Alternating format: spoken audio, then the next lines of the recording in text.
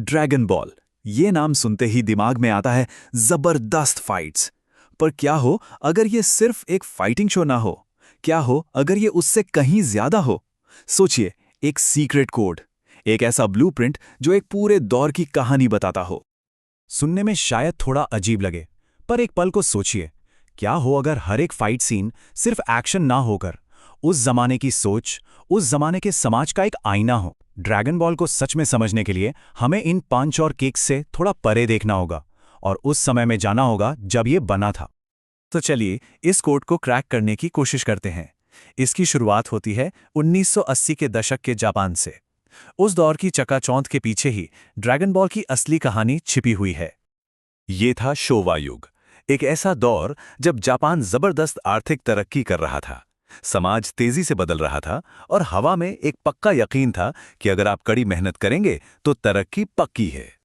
तो dragon ball सिर्फ एक कहानी नहीं, बल्कि ये कल्चरल टाइम कैप्सूल की तरह है। ये शोवा युग के आइडियाज, उसकी चिंताओं और उसके सपनों का एक परफेक्ट रिफ्लेक्शन है। इसने एक पूरी पीढ़ी की सोच को अपने अंदर कोड कर लिया है। अब आते हैं कहानी के हीरो पर, गोकू।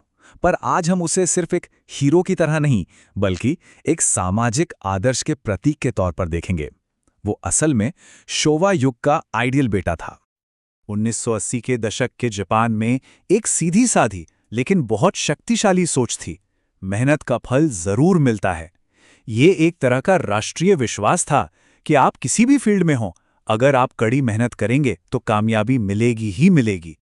और गोकू का कैरेक्टर, वो तो इसी विश्वास का जीता जागता सबूत है। सोचिए जरा, गोकू का कोई मुश्किल पास नहीं था, कोई शाही खानदान नहीं था और ना ही वो कोई पैदाइशी जीनियस था।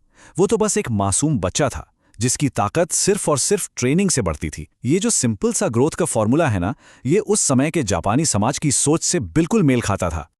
उस जमाने के बच्चों के लिए रोमांच का मतलब भी कुछ और ही था, आज के डिजिटल वर्ल्ड से बिल्कुल अलग। शोवा युग के बच्चे पास के पहाड़ों में एडवेंचर करते थे, खाली प्लॉट्स में खेलते थे और उनकी लड़ाइयाँ वो भी खेल का ही एक हिस्सा थीं। इसीलिए ड्रैगन बॉल की दुनिया उस दौर के दर्शकों को अपनी असल जिंदगी का ही एक एक्सटेंशन लगती थी। तो कहानी की जो मेन बातें थीं वो लोगों के फिजिकल एक्सपीरियंस से जुड़ी थीं। ट्रेनिंग करना स्कूल के बाद स्पोर्ट्स खेलने जैसा था और लड़ना खेल के मैदान की छोटी मोटी नोक-झोंक जैसा। यही वजह थी कि पहली पीढ़ी के फैंस इससे इतना गहरा कनेक्ट कर पाए। उस समय अनुशासन और शिष्टाचार का बड़ा सख्त माहौल था, जहां सीधी सच्ची बात और ईमानदारी को सबसे बड़ा गुण माना जाता था। मतलब ईमानदारी ही असली ताकत थी। और गोकू, वो तो इस आदर्श का 100% प्योर अवतार है। वो कभी झूठ नहीं बोलता, मन में कोई मैल नहीं रखता, हमेशा अपने वादे निभाता है। इतना ताकतवर होने के बाद भी एकदम विनम्र है और तो और अपने दुश्मनों को भी माफ कर देता है। वो उस दौर के अच्छे लड़के की वो परफेक्ट तस्वीर है जो आज के कॉम्प्लेक्स हीरो से बिल्कुल अलग है। चलिए अब शोवा युग के सिक्के के दूसरे पहलू को देखते हैं।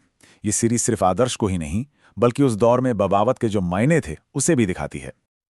और यहाँ एंट्री होती है वेजिटा की, जो बागी नौजवान का एक परफेक्ट प्रोटोटाइप है। एक तरफ गोकू है जो रूल्स फॉलो करता है और दूसरों के लिए लड़ता है। दूसरी तरफ वेजिटा है जो अपने गुरूर के लिए जीता है और नंबर 1 बनना चाहता है, लेकिन अंदर ही अंदर वो भी कनेक्शन चाहता है। ये गोकू वेजिटा की जोड़ी उस समय के मर्दाना आदर्शों के पूरे स्पेक्ट्रम को कवर करती थी। एक आदर्श बेटे और एक बागी के बीच का ये जो टकराव था, वो बच्चों और बड़ों दोनों के लिए ही बहुत दिलचस्प था। इसने कहानी को एक ऐसी गहराई दी जो हर पीढ़ी को अपनी तरफ खींचती थी। लेकिन सवाल यह है कि इन आइकॉनिक फाइटर्स के पीछे दिमाग किसका था? और यह सवाल हमें इस सीरीज के क्रिएटर से जुड़े एक बहुत ही हैरान करने वाले फैक्ट की ओर ले जाता है। दुनिया की सबसे बड़ी फाइटिंग कहानियों में से एक के रचयिता अकीरा तोरियामा को पर्सनली लड़ाई झगड़े से सख्त नफरत थी। जी हाँ, वो असल में कॉमेडी मांगा लिखना ज्यादा पसंद करते थे और उन्हें ये भारी भरकम इंसानी ड्रामा में कोई खास दिलचस्पी नहीं थी। और तोरियामा की यही पर्सनालिटी गोकू में झलकती है। इसे हम गोकू कॉन्ट्राडिक्शन कह सकते हैं। एक ऐसा कैरेक्टर जो लगातार लड़ाई की दुनिया में रहता है, लेकिन लड़ाई के लॉजिक से पूरी तरह बाहर है। उसे लड़ना पसंद है, पर बदले, गुस्से या शान के लिए नहीं।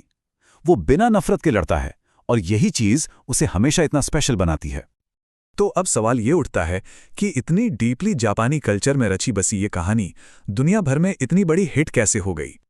इसकी एक बहुत बड़ी वजह थी कि ये सीरीज 1980 के दशक के ग्लोबल ट्रेंड के साथ एकदम सिंक हो गई, जहां मसल इज जस्टिस का दौर था। रॉकी और सुपरमैन जैसे अमेरिकी हीरोज का असर पूरी दुनिया में था, और सुपर साइयन ट्रांसफॉर्मेशन वो इसी ग्लोबल कल्चरल मूवमेंट का पीक था। और फिर था ये लगातार बढ़ता पावर लेवल, कायोकिन, सुपर सयान, गॉड, ब्लू। पावर का ये जो इन्फ्लेशन है, जो लगभग एक मजाक जैसा लगता है, उस समय ये एक रेवोल्यूशनरी कॉन्सेप्ट था। ये उस सोच से सीधा जुड़ता था जहां और ज्यादा स्ट्रांग बनना ही समाज में सफलता का सबसे बड़ा पैमाना था। वक्त के साथ हीरो के मायने बदलते रहे हैं। 80 के दशक में मेहनत और मासूमियत थी, 90 में बगावत और टैलेंट, और आज हम सहानुभूति और असलियत को ज्यादा महत्व देते हैं। इस बदलाव की वजह से कई कहानियां पुरानी लगने लगती हैं। लेकिन ड्रैगन बॉल आज भी उतनी ही रेलेवेंट है। क्यों? क्योंकि इसके जो कोर वैल्यूज हैं, मासूमियत, जिज्ञासा, माफ कर देना और मेहनत, ये टाइमलेस हैं। ये ऐसे आइडियाज हैं जिन्हें हर कल्चर और हर पीढ़ी में सम्मान मिलता है। तो आखिर में हम ये कह सकते हैं कि ड्रैगन बॉल सिर्फ एक मांगा नहीं है। ये शोवा युग के समाज, परिवार, उसके लेखक और दुनिया भर के ट्रेंड्स का एक अनोखा क्रिस्टलाइजेशन है। ये सिर्फ एक कहानी नहीं, बल्कि अपने दौर का एक जीता जागता कल्चरल डॉक्यूमेंट है। और ये हमें एक बहुत ही दिलचस्प सवाल पर लाकर छोड़ देता है। हमारे समय का वो कौन सा इनविजिबल ब्लूप्रिंट है जो आज हमारी पसंदीदा कहानियों को शक्ल दे रहा है?